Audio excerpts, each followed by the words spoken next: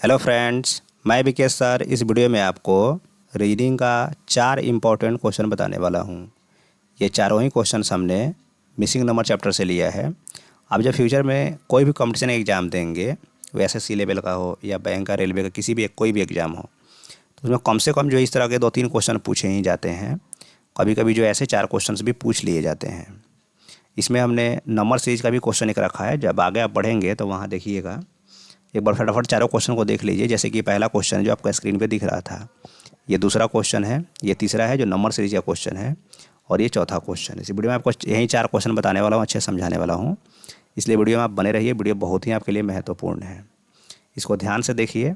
साथ ही जो लोग चैनल पर पहली बार आए हैं वो लोग चैनल को सब्सक्राइब कर लीजिएगा, ताकि जब मैं नेक्स्ट टाइम वीडियो डालूंगा तो वो वीडियो सबसे पहले आप तक पहुँच सके।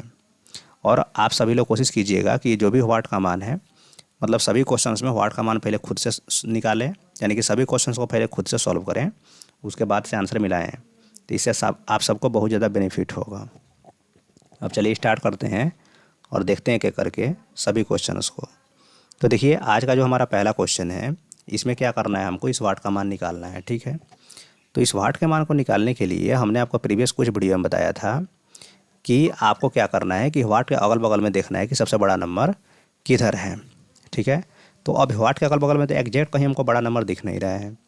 तो इसको जब क्या करेंगे, अब कहीं दिख नहीं रहा है तो इसको बनाने का 2 तरीके हैं।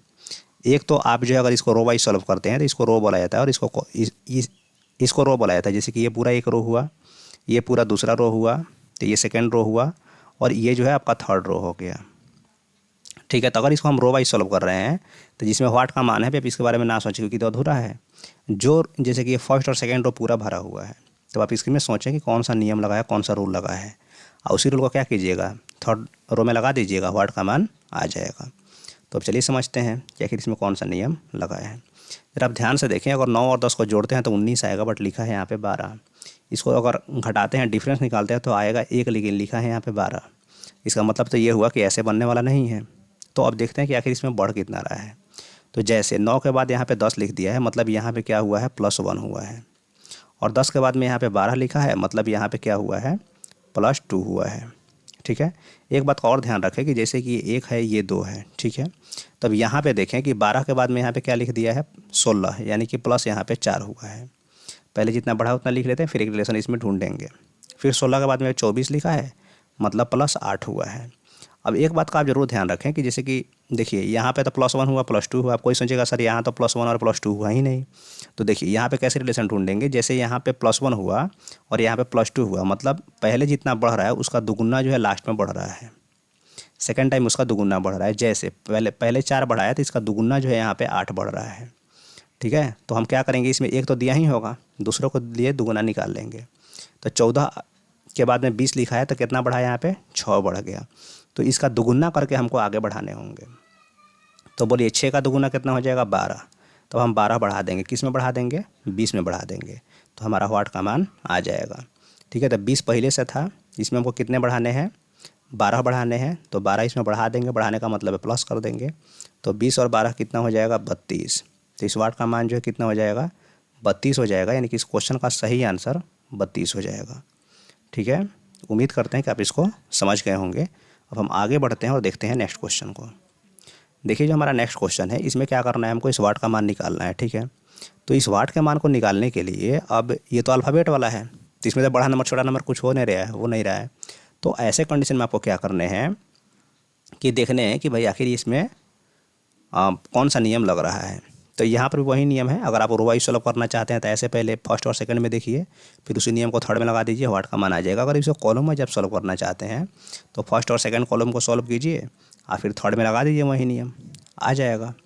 ठीक है, जरा आप ध्यान से देखें तो यहाँ पे कितना कितना बढ़ रहा है, इस पर हम चलते हैं, इसको कॉलम वाइज सॉल्व करते हैं। हालांकि आप रो वाइज भी सोच सकते हैं, ऐसा नहीं कि मतलब नहीं बनने वाला है, रो वाइज भी सोच सकते हैं। अगर एक सही नियम मिल जाए तो ऐसे ही बना सकते हैं। फिलहाल हम इसको कॉलम वाइज सोचते हैं। जरा आप ध्यान से देखें, यहाँ पर ए के बाद में डी लिखा है, तो यहाँ पे कितना बढ़ गया। अब ए के बाद में डी, तो डी, ए के बाद में बी सी तब डी, कितना बढ़ा, 3 बढ़ा। अच्छा, और डी के बाद में यहाँ पे लिखा है एच। तो अगर आप नंबरिंग अगर आपको याद होगा तो ए 1 पर होता है, डी 4 पर, एच 8 पर। तो 4 के बाद में 8 लिखा है, मतलब यहाँ पे 4 बढ़ा है। मतलब पहले बढ़ा 3, बाद में बढ़ा 4। यहाँ पे जरा आप ध्यान से देखें, मतलब जितना पहले बढ़ा है उससे एक ज़्यादा बढ़ा के आगे बढ़ा रहा है। तो यहाँ पे डी है, यहाँ पे एच है, तो ये 4 है, ये 8 है। उससे भी नहीं समझ में आता है तो भाई डी के बाद में एच लिखा है, तो डी के बाद में क्या आएगा, ई एफ जी एच, 4 को बढ़ा, तो यहाँ पे +4 लिखिए। तो जब यहाँ 4 बढ़ा है तो आगे इसके अनुसार जो देखा जाए तो 5 बढ़ना चाहिए। तो ये एच है और ये एम है, तो 8 5 13, यहाँ पे डेफिनेटली 5 ही बढ़ रहा है। तो ये नियम सही है। अब कैसे सही है, अब कहिएगा सर यहाँ पे +3, यहाँ पे +4, तो यहाँ 3 4 क्यों नहीं हो रहा है? भाई उससे कोई दिक्कत नहीं है। अगर यहाँ +3 के बाद में +4 हो रहा है तो यहाँ पे 1 बढ़ा, तो यहाँ भी 4 बढ़ा, था यहाँ पे +4 हुआ था, +5 हो गया, तो यहाँ भी तो 1 ही बढ़ा ना, तो बिल्कुल सही। अब देखिए यहाँ पे जी होता है कितना पे, 7 पे, और एल होता है कितना पे, 12 पे। तो यहाँ पे कितना प्लस हो गया आपका, 5 प्लस हो गया। तो अब 5 के बाद हम कितना बढ़ाएंगे बोलिए, तो इनके बीच में गैप डिफरेंस मतलब सॉरी इनके 4 से 5 1 बढ़ा था, 3 के बाद 4 1 बढ़ा था, तो यहाँ भी 1 बढ़ा के लिखिए। 5 के बाद में क्या आएगा, 6 6 बढ़ाएंगे, किस में बढ़ाएंगे, एल में बढ़ाएंगे। तो एल होता है 12 पर और ये है 6, तो 12 6 कितना हो गया, 18। यानी कि सिंपल सी बात है कि अगर जो है आप एल में जो है 6 को जोड़ देंगे तो वो कितना आ जाएगा, ये 12 पर होता है नंबरिंग अगर देखें तो 12 6 18, 18 मतलब आर, है ना। तो एल में जब आप 6 बढ़ाइएगा तो एल के बाद 6 देखिए, एल के बाद में क्या आएगा, M N O P Q R, 6 को बढ़ाने पर क्या आ गया, आर आ गया। तो आर जो है इस क्वेश्चन का सही आंसर हो जाएगा। जो ऑप्शन नंबर बी में दिया है तो ऑप्शन नंबर बी इसका सही आंसर हो जाएगा। नेक्स्ट क्वेश्चन को देखिए। इस क्वेश्चन को हमने नंबर सीरीज से लिया है। इस क्वेश्चन को सॉल्व करने के लिए बहुत ही आसान तरीका है।